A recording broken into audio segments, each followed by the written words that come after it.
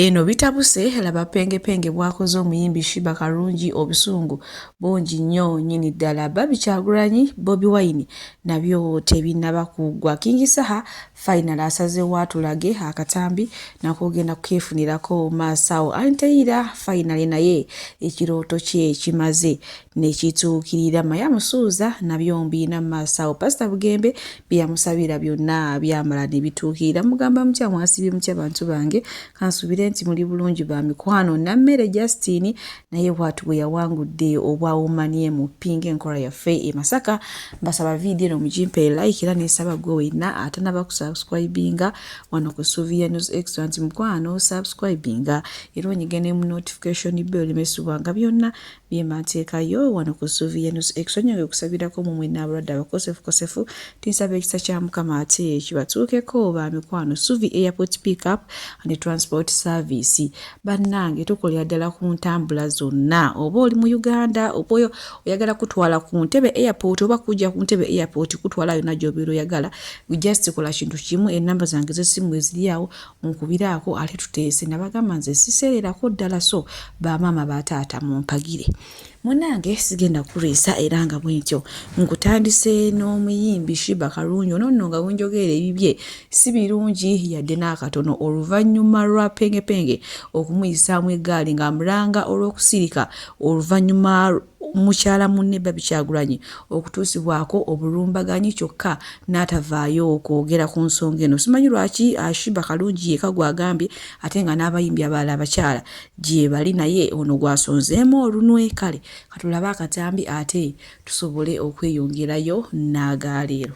Sheebah Karungi okola kikumanyi ng'omukazi ajja n'atugamba mbu yes, I felt that was a good family, I want to be part of it. Be part of this cause as well. Stop being part of people's families alone. Be part of this cause as well. Koloka posti ne mulio musirise mbogo ziba myansa mugegedde ne mana. Tewuli muntu ayinza kwogera ku kigambo kyonna nti why Bobby bamukoze we bati. Where are all these people aboza mu feminists? Onwe lake mbaba zigwenda bamukasajja watu ayogera kuko batafu bye ndaba abantu abali mukogera kuko ani gwenda bayogede bantu batononya bavude ko ne bogerera kuko ne betwalonda basirise zambali ali ali mukulwalira bigere byanti asiba kasoli no mukagumugenze mu matako bafuna dakadi basirise omusajja yaba wakadi mukazi wamtande ku mudomo gw'emmundu ne bifananyi ng'ebyo ne babikondeminga bali obululu bamala bagenda. Ugiranga bagamba wegende ku muntu oyo. Don't talk about that woman. Oyo mukazi wa kitiibwa nnyo. Penge toyina obuvunaanyizibwa kugira ku muntu ng'oyo. Oyo that is a strong feminist. Wano wembuuliza. Bannakatimbe tuwoza nti maama muli bamu. Penge bwati omunange bwayisizaamu omuyimbi Sheebah Karungi eggaali n'abaala nga muwulidde ng'ate abakoonyeeko mbwe ebirala ng'ebyokulwanira omusajja byo avaayo n'akyogera lwatu. Olwana penge ye teyeerabira nenga teri kintu kitandika nga tekirina nkomeero. Ate mu bulamu bw'ensi eno buli muntu alina ofuna omuyaga omutono n'omunene, kati eno embeera nayo ejja kutuuka ate eggweewo. Kale munaye bwetweyongerayo ewa muwala wa Eddie Kenzo Maya Musuuza munaye ne Saala awo Pastor Bugembe gye yamusabira yakola eyamugamba mwana gwe nkusabidde n'amuteekako emikono lekishira nga omanyi we basaba n'amugamba ogenda kuyitira mu first grade koffe tuteekawo amaaso tulinde tulabe esaala ya Pastor Bugembe. Era munange Maya Musuuza yayitidde mu first grade oli gino era nga bina yagenza afunamu kamu okujjako akamati ko ke yafunyeemu obubiri. Munange bwenkongerayo ewa King Saha bwatyo bwalabisa ate olunaku olwaleero ne famire ye weewaawo ng'abantu abamu baavaayo ne bayomba naye nga nyongera obajukiza love ebeera love nga kye kibayombya nga bagamba King Saha owagira Nuupu kyokka nti ate omukyala gw'owangaala naye oba gwe wazaalamu abaana bo abakulu ye ali mu kibiina kirala ennyo ate aba Nuupu kye batayagalirako dda. Tubadde tuli awo olunaku lw'ejjo nga King Saha yeefotola obufaananyi ne maama wa bebi ono omukyala omwana wa Jerusalem Sale and Transport Service bakasitoma baffe abalungi nyongera okubajjukiza nti emiwendo gyo twagisaliddeko ddala nga woolabaawo ate nsiiba nti bagamba nti bookinga Suvi Airport Pick-up and Transport Service mukwano nze siseererako ddala oyagala kugenda mu kyalo oyagala kukima mu kyalo oyagala genda ku pate oyagala genda ku birthday oyagala kulya ku zizo kiki oyagala okulya oyagala kunona ku kisaawe oyagala kutwala ku kisaawe bookinga Suvi Airport Pick-up and Transport Service ate badiyale wojja nongamba munange baddala Suvi sente zonna zirabye naye ekyamazima siziwezaawo nja kusalirako oba okitegeera kati so gwe wenna atanaba ku bookinga Suvi Airport Pick-up and Transport Service ono ng'ojja n'akusalira nako olinze eki mukwano bookinga Suvi tweyongere nammere bw'atyo munnange omanyi okuva we baali balangira ye yali yagaana okubikakasa nti era abadde ayogera nga bwe baamubba naye era finally amazima g'amaze ne gazuuka era wenjogera buno obudde ye Woman MP owere waffe Masaka ne munange abakyalo bategedde nti awangudde bambi batandise dda okumuloopera ebizibu byabwe naddala ng'ebizibu kale bye basanga mu maka abaami babakuba tebabawa kyakulya n'ebirala bingi nga we mugenda ate okwerabirako akatambi mu maaso naye era nga mu nsonga zino zonna beebaziza mukyala Nammeere oli mulwanirizi w'abantu omusajja yankubya neeyambule ate weeyambule omuntu ndabe nanga lwaki mpagira NRM naye nze nasuzana mu kasitoowa nakwata empeke zange zemmira emyezi 3 mpeke kyezo alaviz nazinsulira mu ttooyi alaviz bazisudde zonna za emyezi 3 katogera kukola otya njagala omubaka waba alidde olwaleero nga tuli kalulwa janwanirire ajja kulwanirira omusajja yeyakubye nkweyambulira okakase naye era nasigadde nga nzija wano nga nnwanirira obubagizi bw'omubaka wange Nammeere omwana wange namuleseeyo mutulwa abantu bo munnange olwakitegedde nti omuntu waabwe Nammeere Justine awangudde obwa Woman MP Masaka bo batandise dda ate okumuloopera ebizibu ebyo basanga mu maka yuyo omukyala baawe yamukubye bannange nammwe abasajja naye nga bwe tweyongerayo ewa Hajji Bakaluba bannange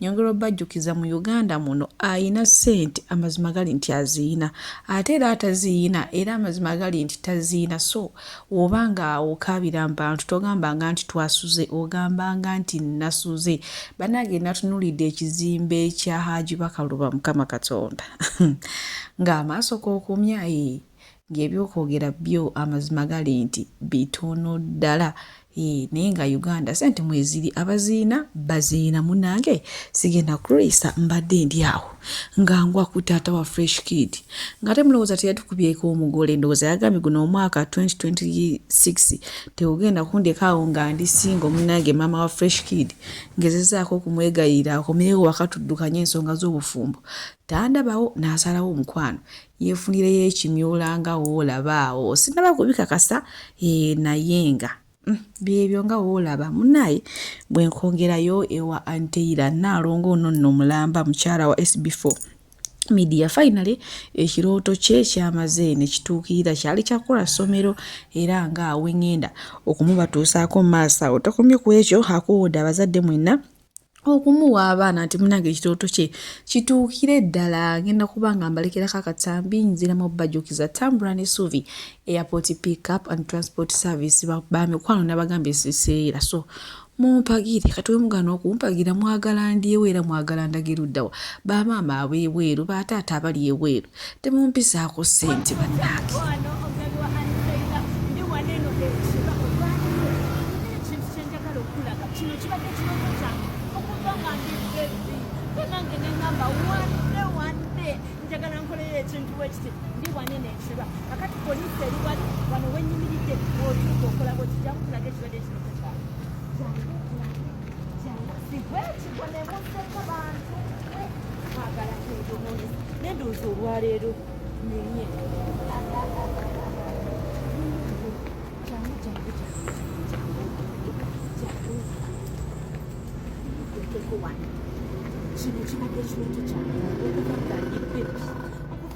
nga was a younger child.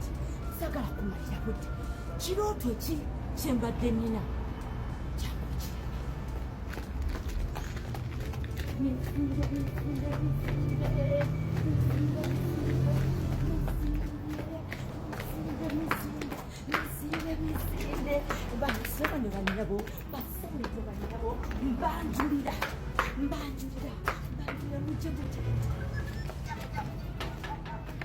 Mbanjulira Little Taylor's Nursery and Daycare. Banange mbegayiride basibo banyabo banampagire emyaka 10 gye mumpagidde ku TV. Kino nange kyekibadde ekirooto kyange kanti bebi bwengi mumpe babebi bamwe bambi mumpe babujuna bamwe tubasomese ono ku Little Taylor's Nursery and Daycare. Ekirwa oba wakava wali eri ku police and Taylor oba omutuuseeko awali Little Taylor's baleete ababebi abatuufu bambi n'abaddekeya banamwe munyambe kati olaba ngeri gye tufaananamu essaawa zino olaba engeri Little Taylor's yeefaanana essaawa zino tulaba njagala otwetegereze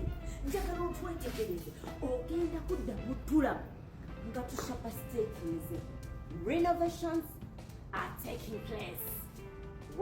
Abalungi abatuuliriza era abatulaba olunaku olwaleero tukyaddeko ewa Sheikh Ashraf Dembe. Sebo nsanyusa okubalaba. Amannya agange nze Sheikh Ashraf Dembe akola ku bizibu by'enjawulo. Omuntu singa aba alina ebirwadde tumusomereddwa tumuwa amazzi ga lukuya nga bw'obadde ogalaba tugenda abantu ku kyoto ne twokya emizimu emibi egibabaamu n'okulomba edduwa. Abantu singa abeera ng'ali wano atuuse sobola okumulombera edduwa ne waba atatuuse nga mpadde amannya ge naye ng'ali wala. Neetaze enamba yange yeeno eri 0707363711. Nammwe bannyinaffe abali ebweru oyagala okuba nti oyagala okulombera ku dduwa ng'olina ebizibu viza zibuze amaka gakolongotana sente zikola zimpita mu ngalo ojja kumpeereza ekifaananyi kyo n'amanyago ebyo byokka bijja kummala nja kulombera edduwa ojja kutereera. Olunaku olusembayo mu mwezi mba n'edduwa ey'awamu ffenna n'abalwadde bange abakadde n'abapya. Salaamu alaikum warahmatullahi wabarakatuh.